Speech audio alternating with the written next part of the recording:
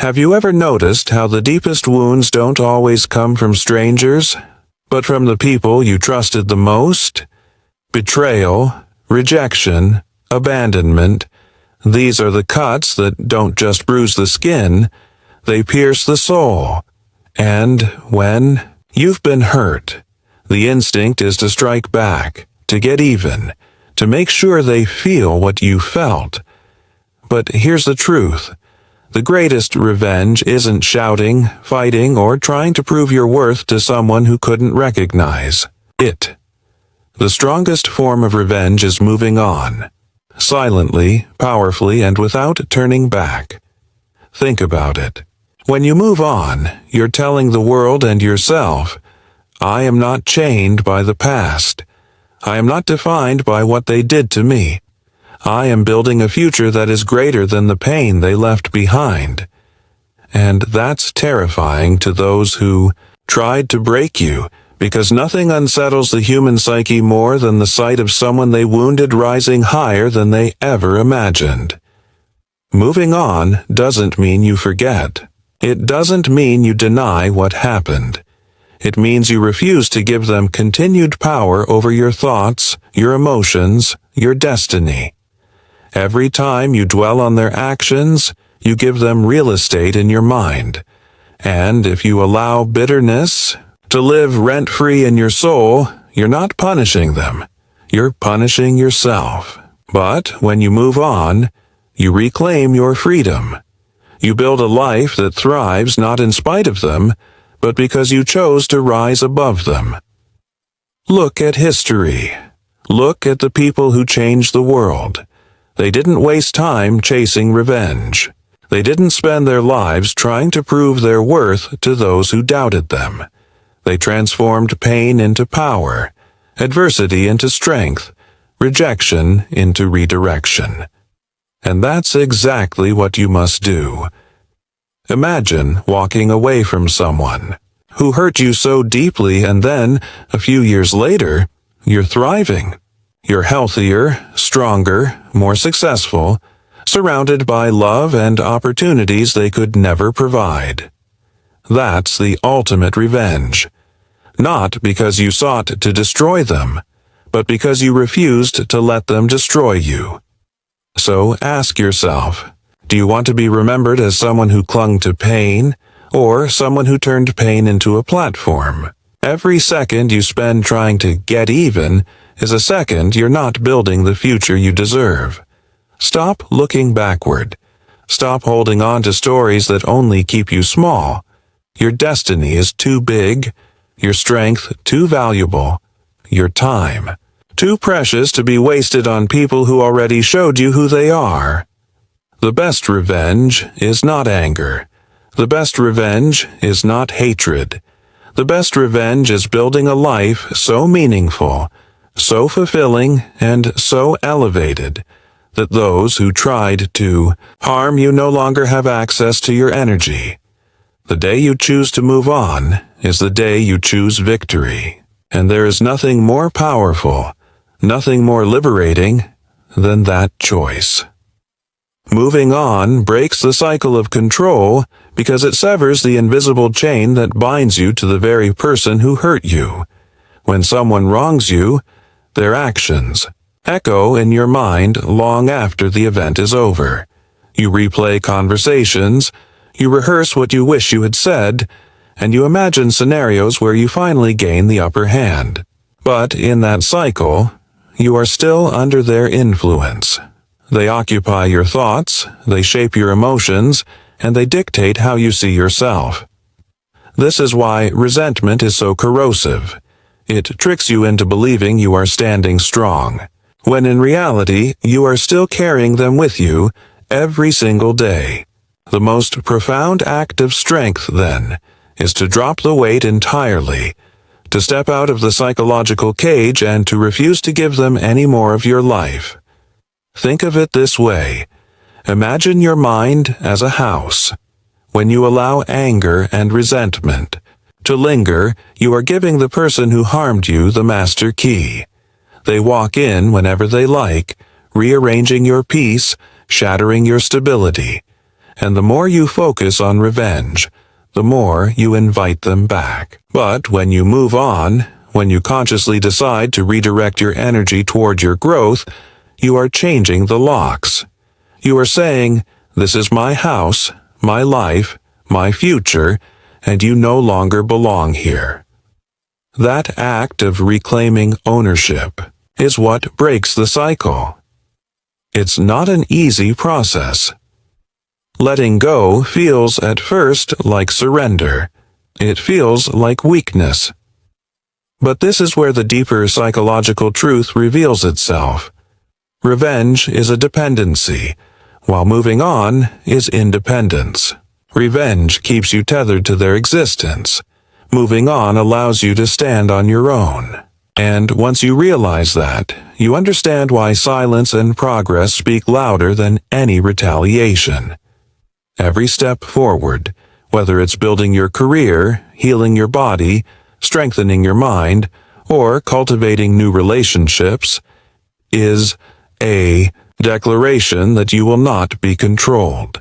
Your progress becomes a message, not shouted but lived, that the attempts to break you have failed. And the irony is this: the very people who tried to diminish you will notice that growth far more than any act of revenge you could have imagined. That is why moving on is not passive. It is the most powerful and active choice you can make. It dismantles the old cycle and replaces it with a new one where your energy is invested in your future rather than wasted on your past. Your future is the real revenge because it is the undeniable proof that what was meant to destroy you only became the foundation of something greater. When someone betrays you, rejects you, or underestimates you, they assume that their actions will define your life. They believe you'll crumble, stay small, and live under the shadow of what they did. But the truth is, the most devastating response you can give is not to crumble at all, but to rise. To take the pieces of what broke and build something they never thought possible. This is not about proving them wrong in some petty competition. It is about proving to yourself that you are far stronger than the story they tried to write for you. Think of your future as a canvas. The pain you've endured splashes its colors across that canvas, but you are the artist who decides what image will emerge. You could allow the strokes of betrayal to define it, to turn it into something ugly and unfinished, or you could pick up the brush and paint something new, something vibrant and alive. Every choice you make toward building a life of meaning, whether it's pursuing a career that fulfills you, creating relationships that uplift you, or cultivating habits that strengthen your mind and body, adds to the masterpiece that becomes your life. That is the ultimate act of defiance against those who doubted you. The paradox is that the more you focus on success, the less you need revenge. The very act of moving forward strips away their relevance. One day, you will wake up and realize that they don't cross your mind anymore, because your world is filled with opportunities, growth, and fulfillment. And when people see you thriving, when they see you healthy, confident, and at peace, it unsettles them more than any confrontation ever could. They expected your destruction, yet you became stronger. They wanted to see you broken, but you became whole. This is why your future carries so much weight. It is not a future lived out of spite, but one built out of purpose. It becomes a living testimony that pain can be transformed, that betrayal can ignite determination, and that nothing is more threatening to those who sought to diminish you than your refusal to remain diminished. The real revenge is the life you create beyond them, a life they cannot touch, a life that speaks louder than any words of retaliation ever could. Pain transformed becomes power, because within every wound lies the raw material for strength, resilience, and wisdom. Pain is not meaningless, though it feels unbearable when it strikes. It is the fire that burns away illusions, comfort, and naivety, leaving behind a refined version of yourself that is capable of enduring far more than you ever thought possible. When you are betrayed, rejected, or humiliated, you stand at a crossroads. One path leads to bitterness, self-pity, and stagnation. The other leads to growth, discipline, and transformation. The difference between the two paths is not what happened to you, but how you choose to interpret it, how you choose to carry it forward. Imagine steel being forged in a furnace. The heat is violent, the pressure immense, but without it, the steel remains brittle and unshaped.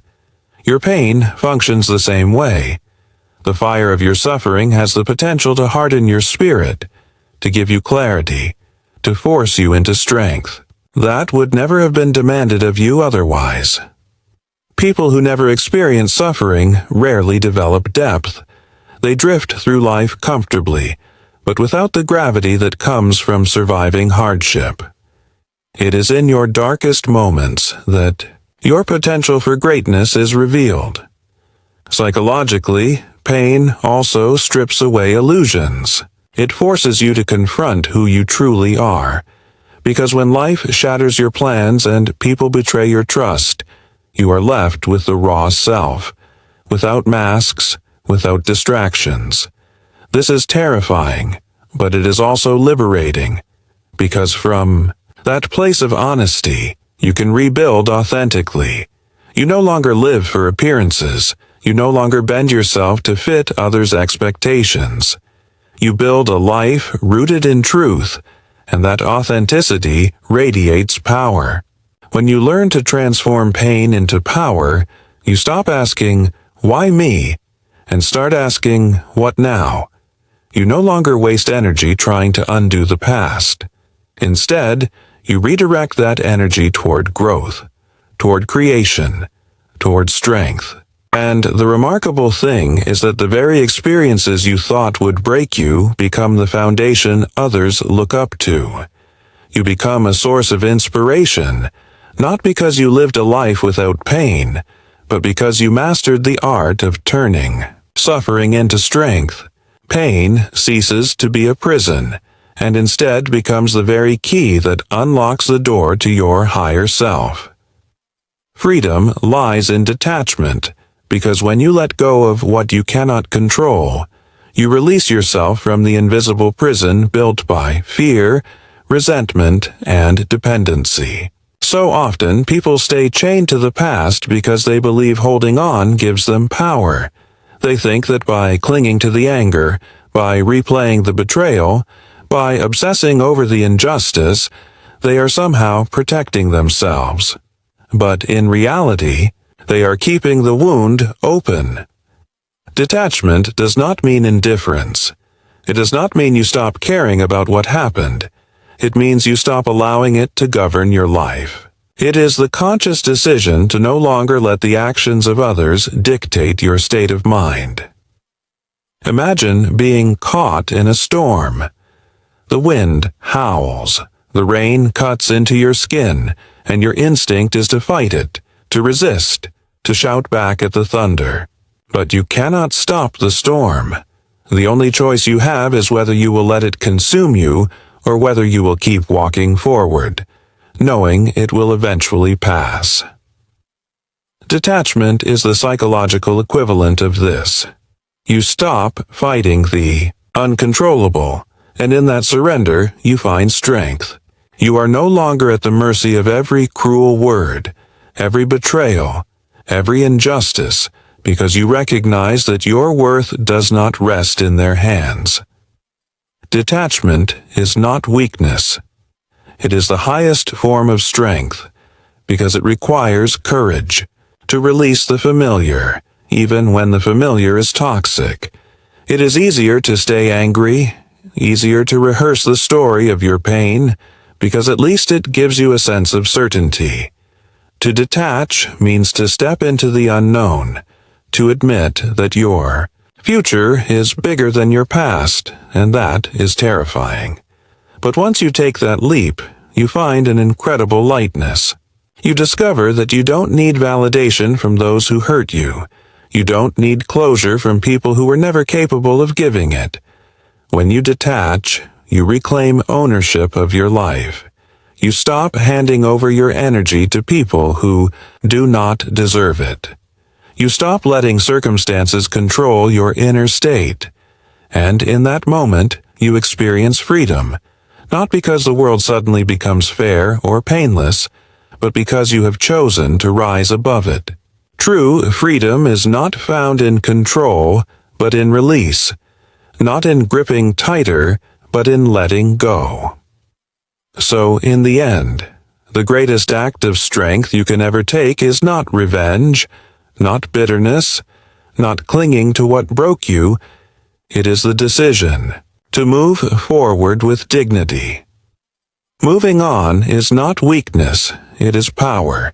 It is the quiet, steady declaration that your life is too valuable to be defined by pain, too sacred to be wasted on resentment, and too meaningful to remain stuck in the shadows of the past. The world does not need another person consumed by anger. It needs someone who transforms suffering into wisdom, betrayal into growth, and endings into beginnings. That can be you. Choose to walk forward.